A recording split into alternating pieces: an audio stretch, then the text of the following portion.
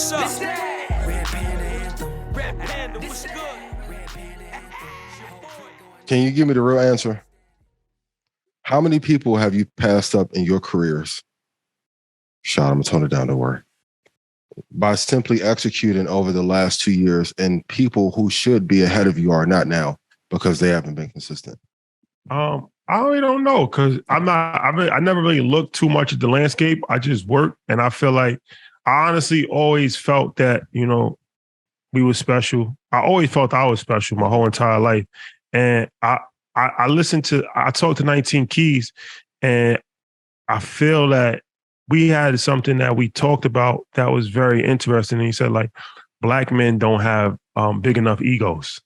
And that could be something that can catch people by surprise because they're like, oh, you got rappers and everybody's talking. But that's, if you really think about it and you look at historical data and information, like we went to Egypt and we saw, like, the Valley of the Kings. You got to have a very strong self-esteem and very strong ego to build a monument of yourself while you're still living. Think about that. Nobody has really done that in thousands of years. Like, I don't know anybody that's actually built a statue of themselves while they're still living. I mean, let's get on that. Like, you know what I'm saying? Like, if not me, who? Can we call it Gary in the Indiana legislation? But everybody looks at Melton. So everybody looks to ancient Egypt and they want to say, like, oh, they marvel at its accomplishments. But you have to take all sides of it, right? You have to understand that, these people had tremendous egos to have statues and cities and monuments, and they spent half of their time on Earth building their afterlife palace, which we saw the underground tombs. You also have to deal with, nobody wants to have cheap or free labor, which, I mean, thousands of people built that for minimal amount of money, if any money, because they actually thought that these people were living gods on Earth. So, I mean, that's a deeper conversation, but when you really start to think about it, and it's like when you look at people like Elon Musk, Jeff Bezos, like these people, their imagination and their ego is tremendously high. You got to have a tremendous amount of ego to say you're going to colonize Mars.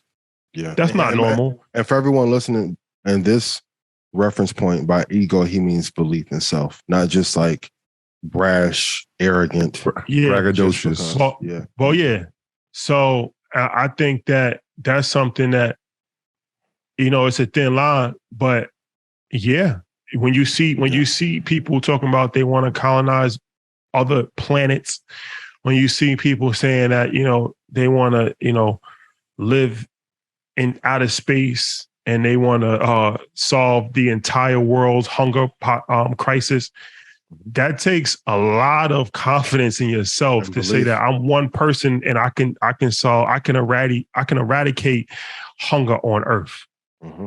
For billions of people. Like, these are things that, our goal is to try to have an apartment to live in.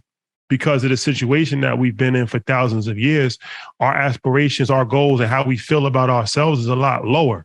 And this is why we're not accomplishing things on a much higher level.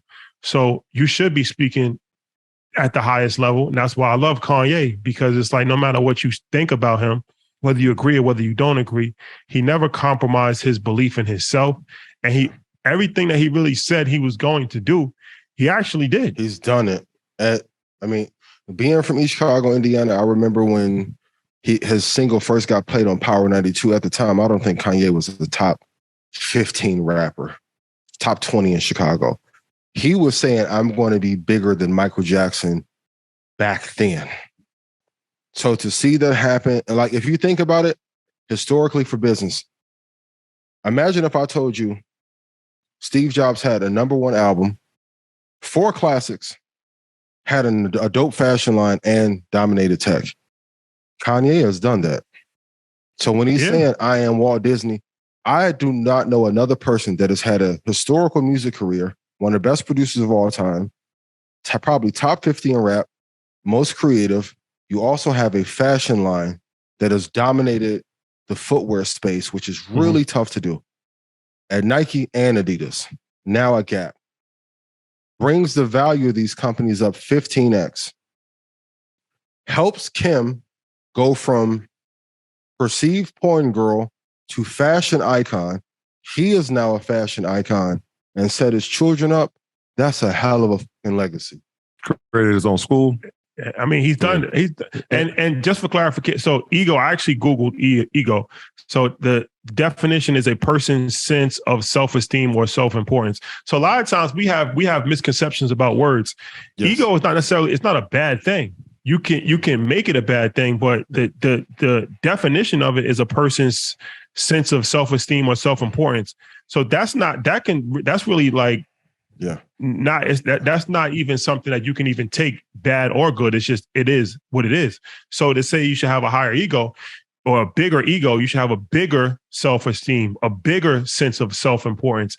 That's the only way to really create big things that's going to change the world. Is that you only change the world if you have a big self-esteem, big self-importance, because if not, you don't think that you're even important enough to affect the world. So like even when I went on a Breakfast Club 2 years ago and I told Envy to his face, I said, we're going to go all over the world.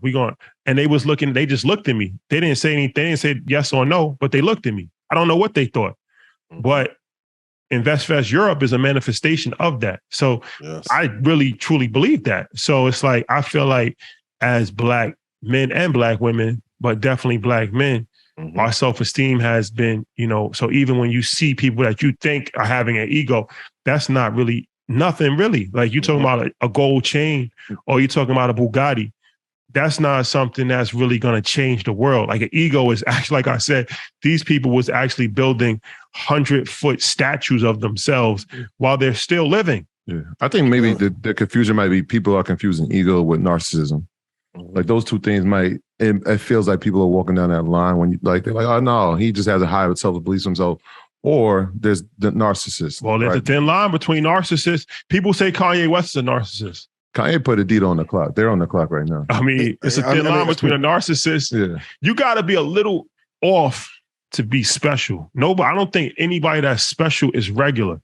Your brain has to be a little different than an average person. I'm going to say, is he off? It's a question I pose all the time when talking to the team, talking to Christy. Is he off, or how we were trained growing up was wrong? And he is a reflection of what he's learned from Bezos, Steve Jobs, Jay, Lucian Grange, Lior, Dame over time. And I think he's a reflection of what he's learned more than that he's off. Because even now, like I'm saying the rant, not even rant, but the situation he's in now. I'm not sure if y'all been following, but like he's as Adidas. Like, look, they're on the clock. He put all their CEOs up there, the people in charge of the company. And we talked about it last week. Yeah, Instagram took it all down, but it was like his thing is like, look, y'all can't create my brand without me being part of it. And so and they've been actively doing it. And they've actively doing it and making replicas of the things that he's created. So yeah, there is going to be frustration with that. And it's what he's learned. He knows the business, right? He's just not, allegedly they try to offer him $1 billion to buy him out of the Easy brand. He's like, this doesn't even make any sense. I created this brand. And so he's learned these things because he's been around entrepreneurs, like you said, like been replicated in China. Exactly. So even the situation with Gap now, so like all these companies, he's put them all on the line. He's put like Gap on the line. He's put Adidas on the line. Like, y'all not just going to create without me. If I'm the person that's bringing the value to the company, right? He's, I think, 75% of Adidas online sales, like 75% of online sales. Okay, now he has the greater market share than Amazon has of online retail. That's crazy. But you cut out. I think they put you in the matrix. Your audio cut out. Am I here? Oh, you back on. But okay. What I was saying too is even the word off, like I said, it's very important. Language is extremely important. And it's important how we look at language. I don't look at off as being a bad thing. I'm off. Like off is like when I look at a straight path. If you off that path, then you're different than most people. So I don't think that that's bad. Like I had really one job my whole life. It wasn't really a job. That's why I never say it. I worked in Target when I was in college. No, you was at the community center working. Don't do that. Well, I'm just saying that's part of the community. But I'm saying, so Oh, Ian left. Dunlap is gone. But when building a statue. When I worked at Target for 3 days, and that's a fact. And I got fired after 3 days. But the reason why I got fired, I was going on 3-hour lunch breaks. I was acting like I ran. Yeah. No, they fired me. They told me it wasn't gonna work out. But the bottom line is that I never thought you was gonna tell this story. All right, go ahead. Of course, I was off. I was 19 years old, working in Target, going on 3-hour lunch breaks, coming in whenever I wanted, leaving, not folding shirts, because I never looked at it like I was working there. I looked at it like I'm here. So that's not normal. That's off. That's why it didn't work out for me. That's why none of these sports teams that I was ever on really worked out for me, because I was off. Don't do that, man. It's okay to be off. Not even 10th grade, the team worked out for you. It's okay to be off. I'm off. Ian's off. A lot of people are off. Offset. Like, you know what I'm saying? Like, it's okay to be off. It's okay to be off. I mean, let's take Kanye's deal, and I know we didn't write this down as a talking point, but even with the Adidas deal, if you are, and the point I was saying before I got cut off, if you are driving 75% of all on, that was a stat you said, right, Troy? 75%. Yeah, I believe like 75, something ridiculous. 75% or 70% of online sales. And then now they're telling you, well, and I heard this, shout out to Corey and Storm, and I heard this on Joe podcast. They were telling him, well, we don't have enough resources to do your Yeezys, but what we're going to do is going to get a junior designer to remix your Yeezy. And it's like, if I brought all this value here, why would you do that? Number one, please, and I was with Tabiti yesterday, I want to give him credit. You need to negotiate for any market cap increases that you get a percentage of those gains. Number two, a lot of times, even when I rant, it is not out of narcissism or ego. It is to express value. So if he's driving all these sales to Adidas, and at the time, Adidas was dead. Nobody was buying the Derrick Rose shoes. I had them. No one else was buying them. And then Y3, amazing. He surpassed them and almost made Adidas a threat to Nike and brought the value of Gap up when most people were not wearing Gap. And now you want to tell me you're going to cut me out of my deal so you can make my shoe. That would be like if somebody made a Market Monday spinoff and then didn't include me in. I'm like, what are you doing? You cannot do certain things. So please negotiate and have those conditions in your deal and contracts in advance. And going back to the ego thing, I think by design, we are told not to be confident because if we as Black men are confident, we tend to stay in family and relationship longer. Our kids have a direct benefit from us being in the household. So when the father's in the house, kids graduate at a higher rate. They have a lot more confidence. Like when I see you guys as kids, when you guys see Xander, the joy that they have is a reflection of the stability of a household and parents that love them. So if I tell you not to be egotistical or believe in yourself, and you think less of yourself, you will do less, will provide less, and it degrades the family structure. That's why for me, being in marketing first, if you study Edward Bernays, who is relatives of Sigmund Freud, who created the entire Smoking is Sexy campaign and the eggs and bacon in the morning, because technically you don't even eat breakfast, right? You're not even supposed to eat technically until afternoon. But if you can condition a people to feel a certain way about themselves, then now you're able to make sure that they earn less, spend more. Now we're going to put you in bad housing projects. Now we're going to send you to jail. And the things that will turn around us getting higher prison sentences, being taken advantage of during the mortgage crisis of 2007 is money to lobby. So and I always say it, and I say it again for my Christians, if you are a child of God, and you believe the same God that put up the sun, moon, stars, mountains, created you out of that same ethos, how can you not believe in yourself? Yeah.